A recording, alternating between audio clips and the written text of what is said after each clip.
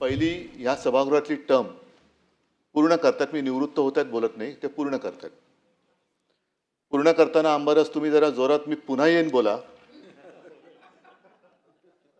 कारण त्याला एक महत्त्व आहे आणि आहे त्याच पक्षातनं. मला अंबादासजींचं कौतुक ऐकायला फार बरं वाटलं, कारण काही जण असे आहेत की आज कौतुक करत जरी असले तरी जेव्हा मी अंबादासना उमेदवारी दिली तेव्हा जरा त्यांचे चेहरे वेगळे होते.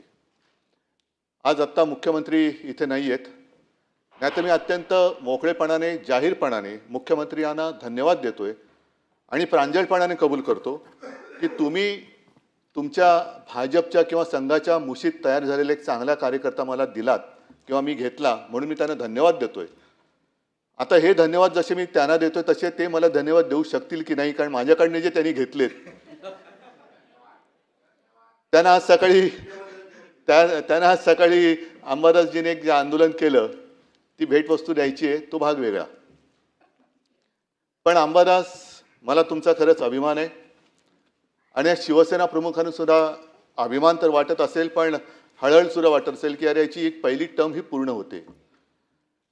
साहजिकच आहे, आपण किती शिकलो त्यापेक्षा काय शिकलो आणि त्याचा उपयोग हा जनमानसासाठी काय करून देतो आहोत हा एक प्रश्न आहे.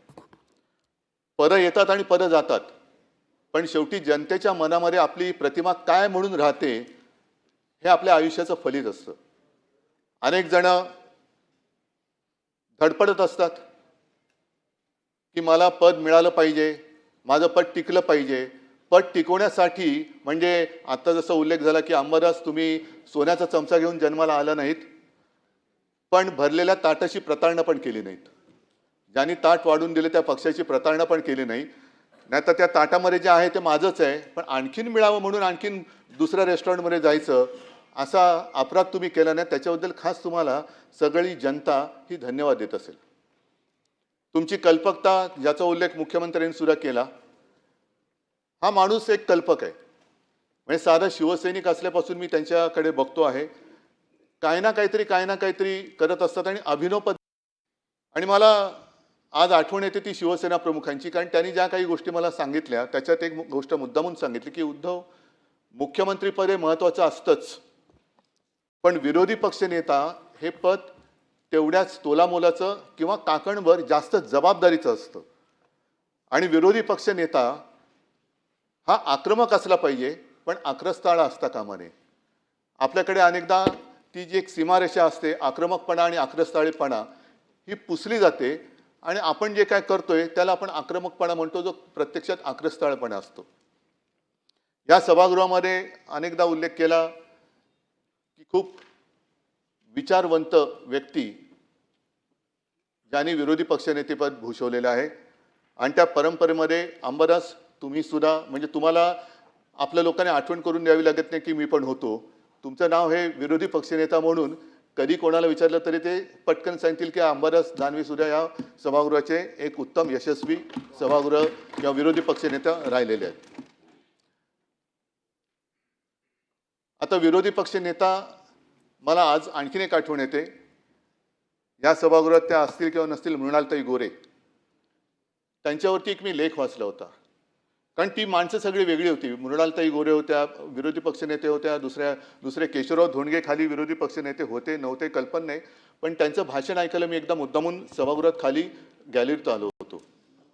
मला असं वाटतं की शरद तापकिरे, जर कदाचित चुकत असेल तर करेक्ट करा, शरद तापकिरे नावाच्या एका इसमाचा कारागृहात मृत्यू झाला आणि त्याच्यावरती त्यांनी जे काय भाषण केलं होतं ते सभागृहात मला असं वाटतं की त्याचे कपडे, रक्ताळलेले कपडे घेऊनच आले होते आणि संपूर्ण सभागृह स्तब्ध होऊन ऐकत होतं, असं थरारून गेलं होतं. ती जी काही ताकद असते, मृणालताई गोरेंचं जे मी तुम्हाला सांगत होतो, मृणालताई गोरेंसुद्धा कधीही पदासाठी डचमळल्या नाहीत. नाहीतर त्याही मंत्री होऊ शकल्या असत्या, झाले असतील जनता पक्षाच्या काळात किंवा आणखीन काही मोठी पदं त्यांना मिळाली असतील, पण ते एका विचाराला निष्ठेने कायम राहिल्या. पदं येतात पदं जातात, पण मी ज्या विचाराला धरून या क्षेत्रात आले तो विचार मी कधी सोडणार नाही. ठीक आहे, आम्ही सुद्धा त्यांना त्यावेळेला विरोध करत होतो, पण विरोधात असल्या तरी त्यांच्या निष्ठा ह्या तुम्हाला मानाव्याच लागतील. आणि मृणालताईने एक वाक्य त्या बोलल्या होत्या कुठे किंवा त्यांच्या मुलाखतीत ऐकलं होतं. त्यांना विचारलं होतं की तुम्ही जेव्हा सभागृहात विषय मांडता तेव्हा संपूर्ण सभागृह हे स्तब्ध होऊन ऐकत असतं आणि एवढंच नाही तर सरकारला सुद्धा त्याच्यावरती निर्णय घ्यावा लागतो, हे कसं काय?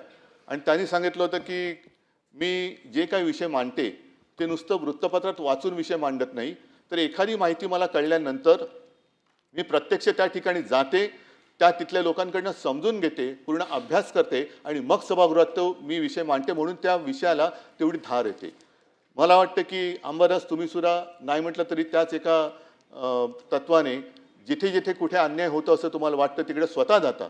अनेकदा मला कधी त्यांचा फोन होतो की मी इकडे अमुक अमुक ठिकाणी बसलोय, इकडे ह्या शेतकऱ्याने आत्महत्या केली त्याच्या घरी बसलेलो आहे, ह्या इकडे असा गुन्हा घडलेला आहे, अमुक ह्याची हत्या झाली त्यांच्या घरी मी बसलोय आणि त्यांच्या कुटुंबियांची माझं ते बोलणं करून देत आहेत.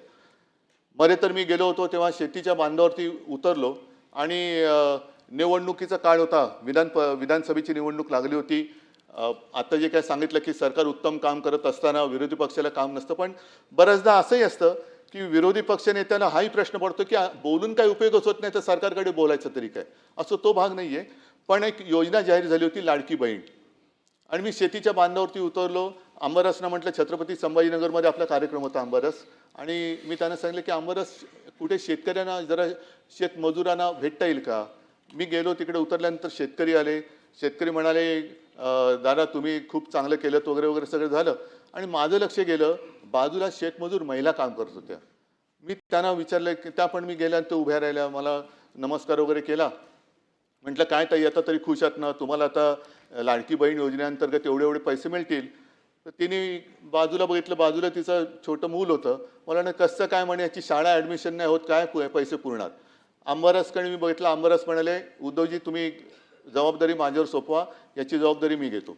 आणि जवळपास किती 15 दिवसात ना अंबादासजीने फोन केला, ती जी माहुली होती तिचं बोलणं करून दिलं, त्या मुलाची शिक्षणाची सगळी सोय ॲडमिशनसह अंबादासनी केली. आणि एवढंच नाही तर मी त्याच्यानंतर जेव्हा संभाजीनगरला गेलो तेव्हा ती आई तिच्या मुलासह व्यवस्थित कपडे करून मला धन्यवाद द्यायला आली होती. म्हणजे थोडक्यात काय की आपण बोलत खूप असतो, पण बोलल्यानंतर कृतीमध्ये ते उतरावं लागतं. आता गेल्या आठवड्यामध्ये अंबादास घरी आले होते. त्यांना म्हटलं की अंबादास आता तुमची मुदत संपते आणि मी तर आत्ता तरी काय तुम्हाला देऊ शकत नाही, मग काय करणार? ते म्हणाले दिलं तेवढं खूप आहे आणि मी काय घेण्यासाठी आलोच नाही. म्हणजे ही व्यक्ती अशी मला अगदी उघडपणाने सांगावं लागेल की कधीही कोणतंही पद मागायला आणि पद टिकवण्यासाठी धडपड करायला माझ्याकडे आली नाही. असा हा शिवसैनिक आहे. आणि असा हा शिवसैनिक आज त्याची या सभागृहातली पहिली कारकीर्द पूर्ण करतो, यशस्वीपणाने पूर्ण करतो आहे. आणि मला खात्री आहे आपण कशासाठी नुसतं पदासाठी काम करत असेल तर मग पावसाळा आहेच, उद्या कोणी कुठे कशाही मारू शकतं. पण अंबादाससारखे निस्वार्थी कार्यकर्ते हे जिथे असतील तिथे म्हणजे त्यांना कुठल्याही सत्तेची किंवा पदाची आवश्यकता नसते. त्यांच्यात असलेली जनतेप्रतीचं प्रेम आणि ती जी निष्ठा ही त्यांना एक उंची प्राप्त करून देत असते. आणि अंबादास तुम्ही नक्कीच ती उंची आज प्राप्त केले आणि ही उंची तुमच्या स्वभावानुसार निष्ठेने अशीच आणखीन वाढवाल, ह्या शुभेच्छा तुम्हाला देतो. धन्यवाद. जय हिंद, जय महाराष्ट्र.